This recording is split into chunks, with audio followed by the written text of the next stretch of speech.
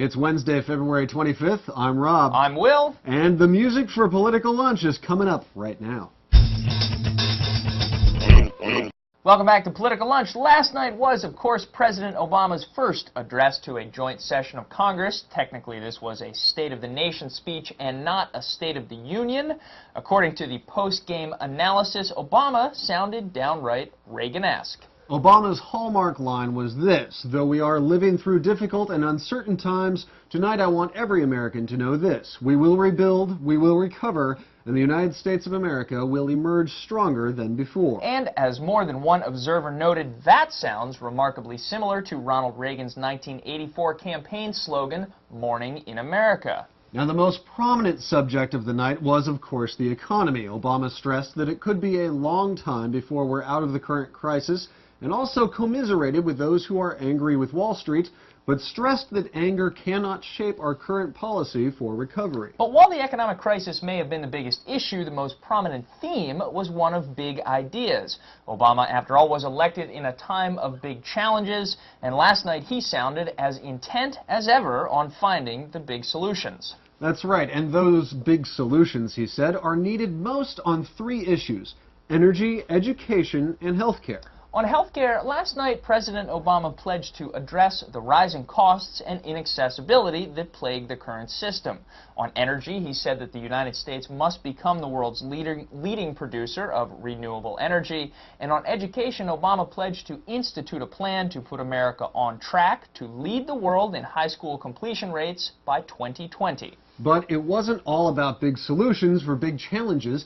Obama was also careful to include more than a few shots at the previous administration. It's something of an insurance policy to remind Americans and Congress that he wouldn't have to take these risks or spend these billions on rescuing the economy if it wasn't for the mistakes of his predecessor. And, of course, joining First Lady Michelle Obama in the gallery were more than a few, quote, average people who had done extraordinary things. Examples for the president to point to as evidence of our collective potential. They included the pilot who executed the successful water landing on the Hudson River last month, a high school student who had written the president with an impassioned plea for improved public education, as well as several members of the armed forces. In the industry, incidentally, those people props are referred to as Skutniks, after Lenny Skutnik, who was invited to attend President Reagan's State of the Union speech in 1982 after he risked his life to save passengers on a plane that crashed into the Potomac River.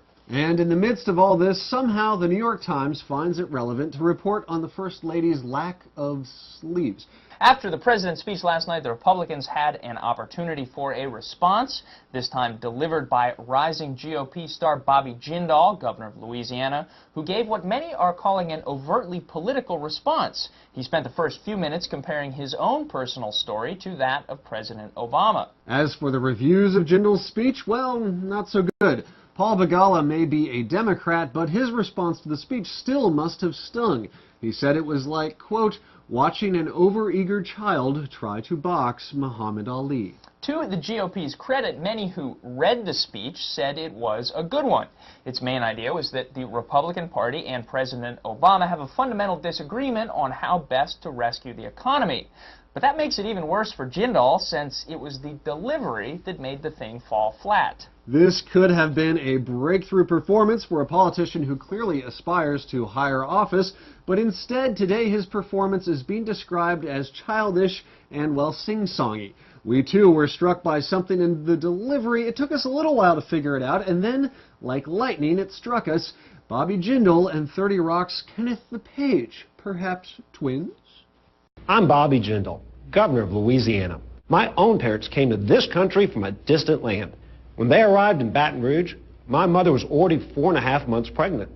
I was what folks in the insurance industry now call a pre-existing condition. It's Kenneth from the NBC Page program. And before you know it, I'm making hit movies with my good friend and roommate, Zach Braff.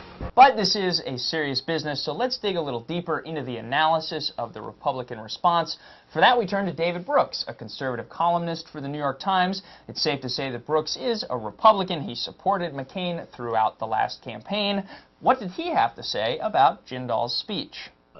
You know, I think Bobby Jindal is a very promising politician, and I opposed the stimulus package because I thought it was poorly drafted. But to come up at this moment in history with a stale government is the problem, we can't trust the federal government, it's just a disaster for the Republican Party. The country is in a panic now. They may not like the way the Democrats have passed the stimulus bill, but the idea that that government is going to have no role, the federal government has no role in this, that in a moment when only the federal government is big enough to actually do stuff, to just ignore all that and just say government's a problem, corruption, earmarks, wasteful spending, it's just a form of nihilism. It's just not where the country is. It's not where the future of the country is. There's an intra-Republican debate. Some people say the Republican Party lost its way because they got too moderate. Some people say they got too weird or too conservative. He thinks they got too moderate. And so he's making that case. I think it's insane, and I just think it's a disaster for the party. I just think it's unfortunate right now. We'll give David Brooks the last word on that one. That'll do it for us today. Thanks very much for watching. We'll see you back here on Friday.